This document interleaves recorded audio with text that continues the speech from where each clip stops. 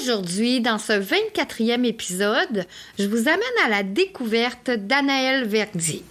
Il est avant tout un super auteur, puis je vous attends de l'autre côté dans 3, 2, 1...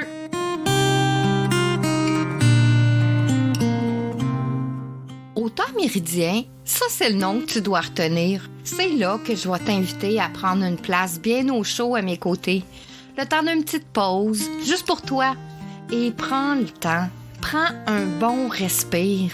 Nous sommes là, ensemble, où le temps s'arrête quelques minutes. Je te ferai découvrir comment je fais pour réussir quand on est sur une voie royale de l'alchimie. Au temps méridien, c'est là où le temps est en suspension. Je pourrais te dire, on va parler d'herboristerie, de développement personnel, de psychomagie, de physique quantique, de mémoire cellulaire, de psychogénéalogie, mais pas que.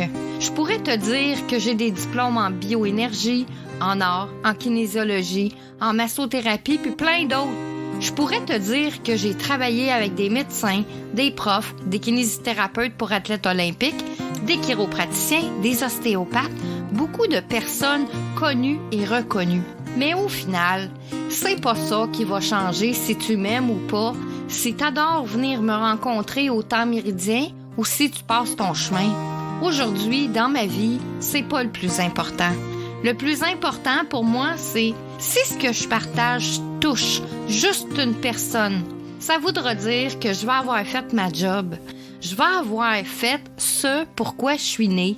Aider ceux qui ont besoin de retrouver leur route pour se sentir enfin libre, autonome et intuitif. Pour que tu puisses toi aussi dire « Je suis l'artisan de ma vie, le druide de mon âme ».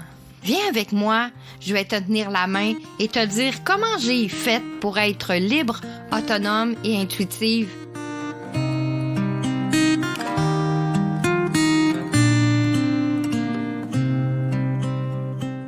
Bonjour mes amours, prenez une place là avec un bon parfum d'ambiance. Asseyez-vous bien confortablement parce qu'aujourd'hui, je vous amène à la rencontre de mon propre coach d'auteur que j'ai eu pendant que j'étais en France. Il se nomme Anaël Verdier. Il est auteur, podcasteur, écrivain, scripteur et je pourrais nommer beaucoup de choses sur lui, mais je dirais qu'il a une plume, mais surtout la compréhension de la plume qui me fascine. Autant moi, dans le monde de l'invisible, je me promène là-dedans les yeux fermés, il est pareil quand il s'agit qu'on parle de personnages, de questions, de questionnements, de quoi qu'on doit parler au niveau de l'écriture. Puis, je vous raconte un petit peu ma rencontre avec cet auteur. Alors, je suis chez moi une journée, puis à cette époque, je me dis que faudrait bien que je commence à sortir mes livres, mes textes, mes poèmes, puis de mes tiroirs, puis d'en faire quelque chose. J'aimerais vraiment écrire un livre, puis je commence à regarder sur YouTube et je tombe sur Anaël Verdier et je commence à regarder ses vidéos.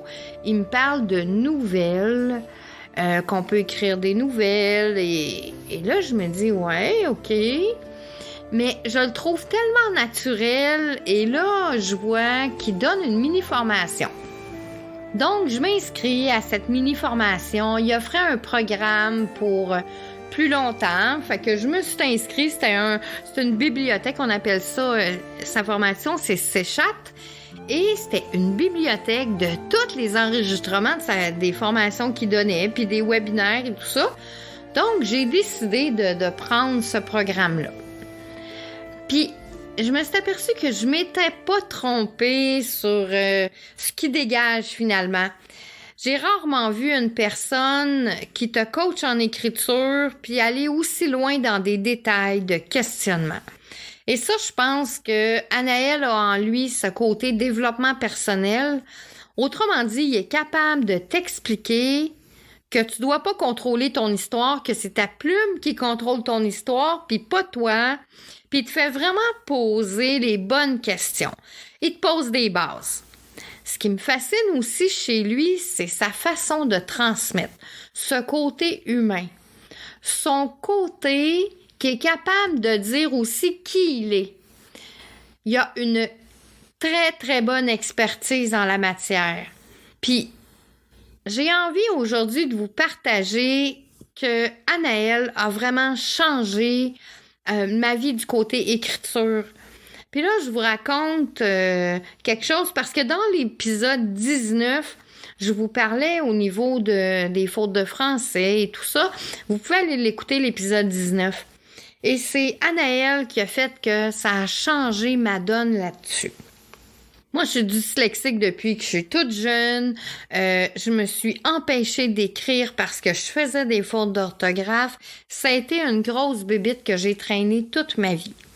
Et un jour, Anaëlle me dit « Là, Marie-Léa, là, l'écriture, c'est un métier, puis correcteur, c'est un autre métier. » Ce qui a fait que moi, là, ça m'a permis de me libérer, puis de me concentrer juste sur l'écriture. Et il est très humain, je dirais. Il va dans la psychologie de l'écriture. Moi, c'est ça qui me fascine. C'est comme s'il se promène dans le cerveau de qui on est comme auteur, et il arrive à te rendre et te faire poser les bonnes questions pour que ton écriture soit fluide. C'est sûr qu'il explique aussi les données plus techniques par rapport à l'écriture, mais ce qui le démarque vraiment, c'est tout le côté psychologique qu'on doit avoir comme auteur. En tout cas, si jamais vous ne l'avez pas découvert, Anaëlle, il y a aussi un podcast qui s'appelle « Une page à la fois ». Je vais vous mettre en dessous tous les liens. Vous allez pouvoir, où est-ce que vous pouvez le retrouver, sur un groupe Facebook, sur son podcast, son site web. Il écrit des articles. Moi, il me fascine parce qu'il va vraiment dans la psychologie qui me fait triper, quoi. Donc, je vous laisse avec Anaëlle Verdier. Anaëlle, ça fait longtemps qu'on ne s'est pas parlé, donc si tu écoutes cet épisode, je pense énormément à toi. Tu vas me revoir, c'est juste que je suis super occupée. Donc, je vous embrasse. Je suis Marie-Léa, une alchimiste heureuse, parce que je suis l'artisane de ma vie, le druide de mon âme. Viens avec moi, je vais te tenir la main et te dire comment j'ai fait pour que tu puisses toi aussi dire « Je suis l'artisan de ma vie, le druide de mon âme ». Bonne journée à tous et chacun et on se voit demain dans le défi J'envoie 2024.